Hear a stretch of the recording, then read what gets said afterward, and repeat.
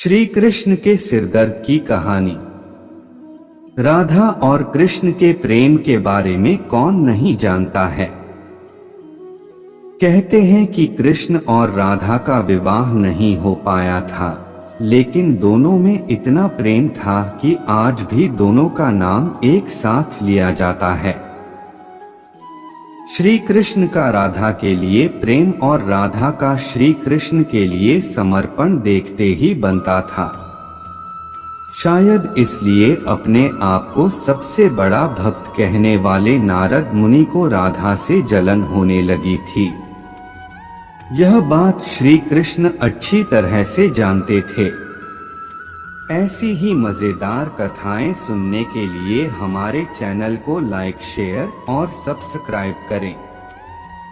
एक दिन राधा के बारे में बात करने के लिए नारद मुनि श्री कृष्ण के पास आए। यह बात श्री कृष्ण को पता चल गई थी। जैसे ही नारद मुनि वहां पहुंचे तो श्री कृष्ण उन्हें देखकर अपना सिर पकड़कर बैठ गए। नारद मुनि ने श्री कृष्ण से पूछा कि क्या हुआ प्रभु, आप ऐसे अपने सिर को पकड़कर क्यों बैठे हैं। श्री कृष्ण ने कहा, हे नारद मुनि, मेरा सिर दर्द कर रहा है।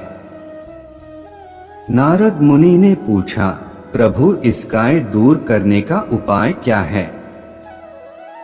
तब श्री कृष्ण ने कहा, अगर मैं अपने सबसे बड़े भक्त का चरणामृत पी लूं तो इसे दूर किया जा सकता है। तब नारद मुनि सोचने लगे कि सबसे बड़ा भक्त तो मैं हूँ, लेकिन अगर मैं अपना चरणामृत दूंगा तो मुझे नरक जाने जितना पाप लगेगा। मैं प्रभु को अपना चरणामृत नहीं दे सकता। कुछ देर सोचने के बाद उनके मन में राधा का विचार आया और वे सोचने लगे कि लोग राधा को भी तो श्री कृष्ण का सबसे बड़ा भक्त मानते हैं, इसलिए क्यों न उनके पास जाकर पूछा जाए। ऐसा सोचकर वह राधा के पास गए और उन्हें सारी बात बता दी।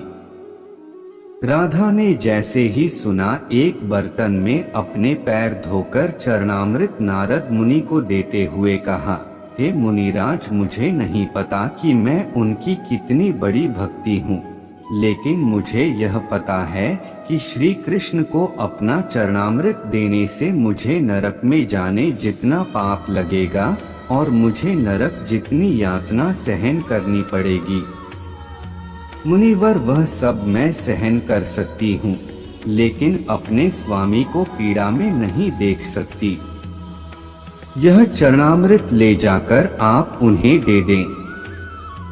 राधा की बात सुनकर नारद मुनि का सारा घमंड चूर चूर हो गया और उनको पता चल गया कि राधा ही सबसे बड़ी भक्त हैं और श्री कृष्ण ने यह लीला मुझे समझाने के लिए ही रची थी।